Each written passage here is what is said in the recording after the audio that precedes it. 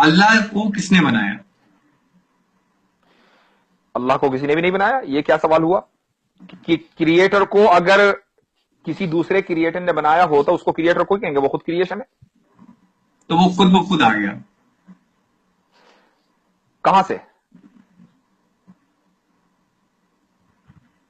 वही मैं कह रहा हूं कि वो उसका एग्जिस्टेंस क्या है? हाँ, नहीं, मैंने पूछा आपसे, आपने कहा वो खुद ब खुद आ गया, कहां से?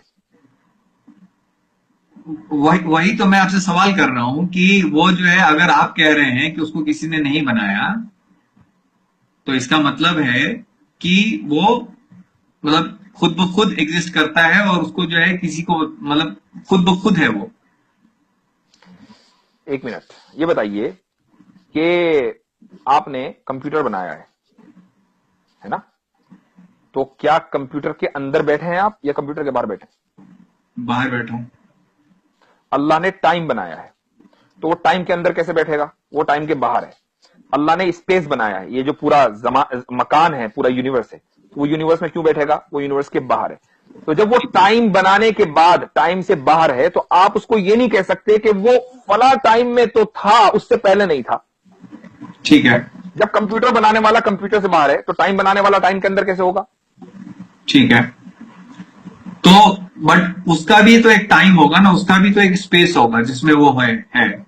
ये क्या बात हुई? अभी मैंने आपसे कहा कि जब कंप्यूटर बनाने वाला कंप्यूटर में नहीं है, तो टाइम बनाने वाला टाइम में नहीं है, टाइम से पहले है।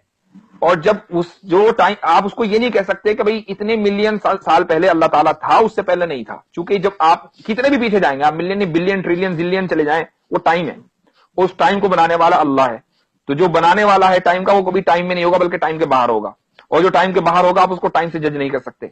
इसलिए आप ये नहीं कह सकते कि अल्लाह कब आया, क्योंकि जो कब का सवाल है, ये उसके लिए होगा जो टाइम के अंदर है, ना कि उसके लिए जो टाइम के बाहर है।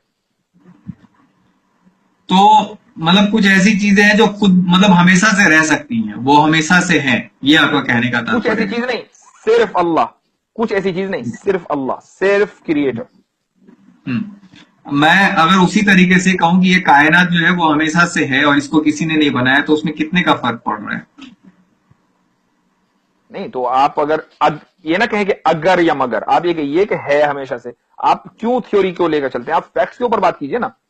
आप ये कहिए कि भाई ये कायनात हमेशा से है, अब हम ये कहेंगे उसकी दलील दीजिए।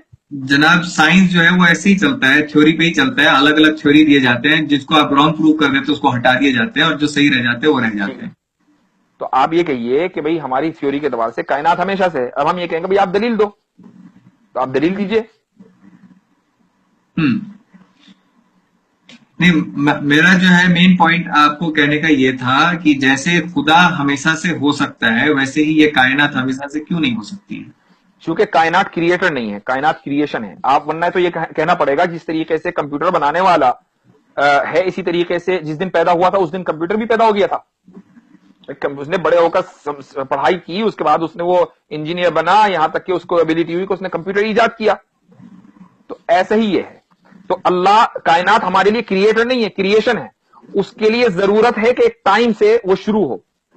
ठीक है, एक टाइम से वो शुरू होगा और उसी को हम क्रिएशन पॉइंट कहेंगे। अल्लाह क्रिएट है, वो टाइम बाउंड नहीं है। ठीक है, वो टाइम बाउंड नहीं है।